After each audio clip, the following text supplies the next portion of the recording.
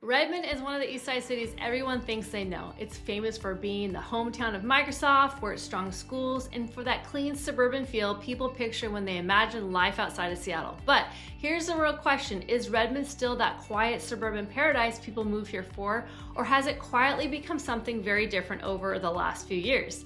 Today we're going beyond the brochure. I'm walking you through the real pros and cons of living in Redmond right now, including housing growth, transit changes, affordability pressures, and how the city is actively transforming as we speak. I'm Carrie Konecki, your local Seattle real estate expert, and every day I get calls, texts, and emails from people just like you thinking about making that move to the Seattle area. So if that's you, make sure you drop down below. All my contact information is there for you. Whether you're moving in 9 days or maybe even 9 months from across the world or maybe just across town, I am here to make your move seamless and exactly what you want it to be.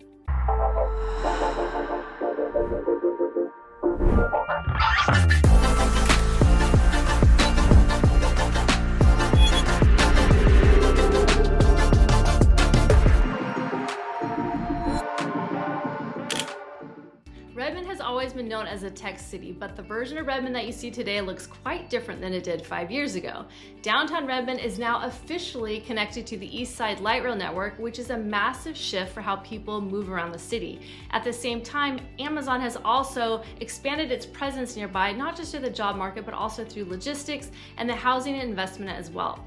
Housing density has increased, especially with townhomes and apartments concentrated near that downtown area and that transit corridor area. The city is intentionally shifting from a quiet suburb into a more transit-oriented urban hub. The context matters because pros and cons of Redmond only really make sense when you understand how much change is actually happening all at once. All right, pro number one, Redmond has one of the most stable local economies in the entire region. Microsoft continues to anchor the city, while Amazon and other tech, biotech, and engineering employers keep expanding nearby. Because of this job density, demand for housing stays strong even when the broader market slows down. Redmond consistently holds its value better than many surrounding areas, which is exactly why it attracts many relocation buyers. In fact, Redmond is one of the most searched cities in the Seattle metro area, second to Seattle itself. Con number one, that same demand is also the reason housing in Redmond is so expensive. The median home prices regularly push well above 1.3 million, inventory stays very tight, and multiple offer situations are still very common in Redmond. Redmond is no longer a starter home market, and the reality can be a huge shock for buyers who assume suburban lifestyle automatically means affordability. All right, pro number two, for years, the light rail in Redmond felt theoretical. Now that is no longer the case. The Sound Transit 2 line now reaches downtown Redmond with full connections to Bellevue and Seattle coming later this year. This means easier commuting for some residents, less reliance on driving, increased walkability near the station areas, and long-term value and growth for homes that are close to the transit area.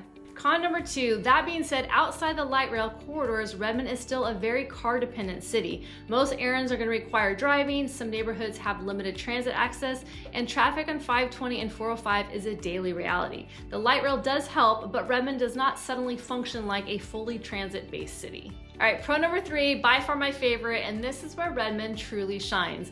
The city offers such great access to beautiful parks. There's Merrimore Park, there's Grassland Park, you have the Sammamish River Trail, which is 40 miles, a trail that's paved that goes all the way into Seattle, and then you also have Lake Sammamish. And all the while, they have such great maintained neighborhoods. Green spaces are built directly into the city, making it feel more outdoorsy, less remote, which is a huge draw for many buyers. All right, con number three, my least favorite. I've seen this all firsthand in Redmond and on some of the other surrounding areas. Redmond is growing and is growing fast. With that growth comes a ton of changes. You're gonna see so much construction, denser housing in that downtown Overlake area, and just a shift away from the sleepy suburban feel in certain areas. So if you're expecting to see peace and quiet everywhere in Redmond, you're gonna be surprised. It's definitely not the case in a lot of the areas of Redmond. Pro number four, Redmond sits within the highly regarded Lake Washington School District, which is one of the biggest reasons families target this area. Strong academic performance, high parent involvement, and just long-term resale stability all tied directly to the school system.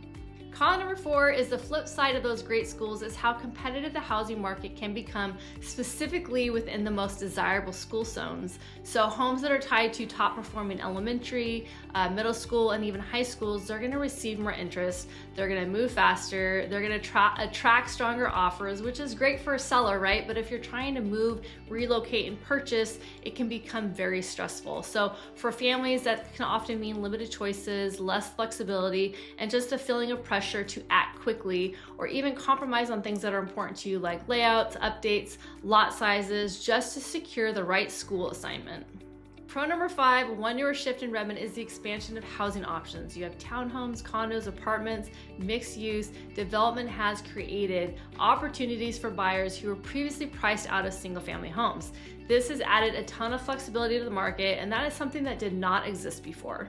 All right, con number 5, again, another one of my least favorites. If you are looking for larger lots, more privacy, distance from your neighbors, some of Redmond's newer housing, especially near the downtown and Overlake area, are gonna feel way too dense for your lifestyle. All right, pro number 6, downtown Redmond today feels intentional. They are doing so much work to refine it. It offers restaurants, breweries, coffee shops, community events, public gathering spaces, direct light rail access. It's not Seattle, but it's polished, it's walkable, and it's continuing to grow. Con number 6, even though Redmond is growing and it's growing fast, if you are looking for nightlife, you are not going to find it in Redmond. Redmond is gonna feel a lot more quieter than most cities.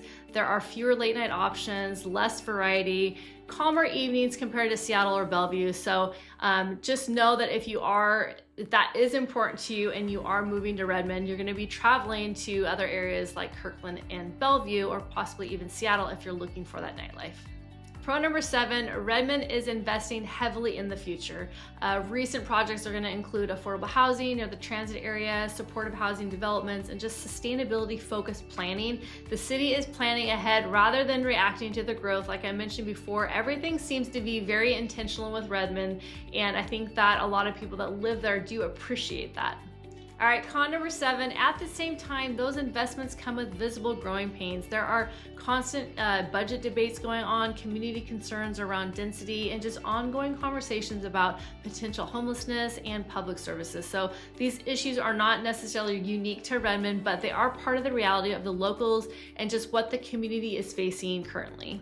All right, let's break down, is Redmond a good fit for you? Now, I truly believe that Redmond is a great fit for you if you do work in the tech industry or possibly even the healthcare industry. If you really truly appreciate that easy access to parks and trails, maybe you really want stronger schools, are comfortable paying that premium price for stability, or really appreciate and prefer clean, well-planned out cities. Now, Redmond may not be a good fit for you if you're looking for more affordable housing options, really want that vibrant nightlife, maybe you prefer older character-heavy neighborhoods, or possibly plan to rely entirely on public transit. So if that is you, Redmond might not be the best place for you to start.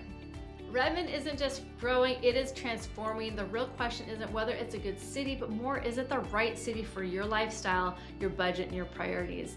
If you're considering making a move to Seattle or the greater Eastside, maybe you're trying to decide between Redmond and Kirkland, or maybe Bellevue and Woodinville, that's exactly what this channel is here for. Every day I'm talking to people who are planning to make a move to Woodinville or even Seattle area, some of the suburbs, we have so many of them. Some are relocating from across the country, others are moving just miles away, and some are still months out from making that decision. So no matter where you are in your timeline, I'm here to help make your move clear, confident, and exactly what you want it to be. So until next time, I look forward to showing you around town.